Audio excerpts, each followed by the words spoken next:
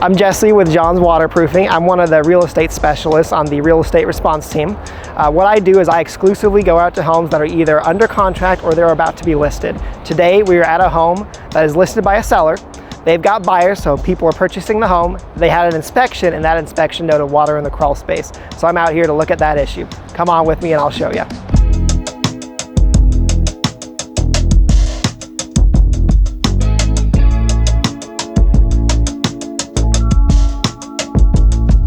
So in this spot right here, you can see some staining on the footer down there. That means water had come in at one point in time and kind of left a little bit of a stain there.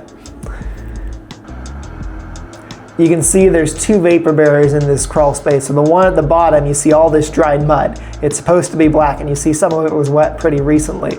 So that tells me that there's continuous water movement where it comes up, brings some dirt, and then goes away and then leaves that dirt on the vapor barrier. Right here we've got a little bit of moisture. You see some fallen insulation that's kind of sucked up some moisture over time and it's fallen down a little, and then a little puddle of water in that corner there. And you can notice on the vapor barrier where that footer meets the vapor barrier there's a little bit of a water line. Right here we've got some wood. We can tell it's been wet, the bottom of it's rotted, so whenever you have wood debris throughout the crawl space and water comes in, it's going to rot that wood. That's a pretty solid telltale sign that you've had some water intrusion. Peeking under that vapor barrier again, we see some water on that first layer that's down below. Another piece of wood, you can tell it's been touched by water, rotted out. I can pretty much just break these pieces off. And then it's got some moisture on it right there also.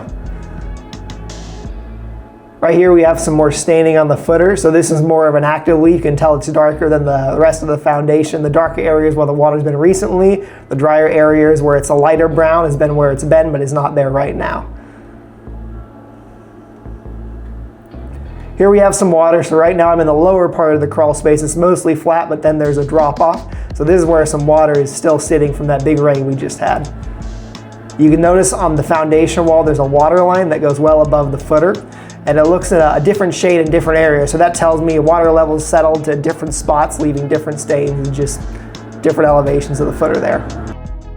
So right here we've got a post that's sitting on a concrete footing, and you can notice at the bottom of it, it's black, and that tells me the water level has touched the bottom of this post. So this post is above where the footer is, and there's a few other posts that aren't in this video around the same area at the same elevation where I can tell when water is touched. So that's a sign that this is how high the water level's been. So we just finished up looking at this crawl space.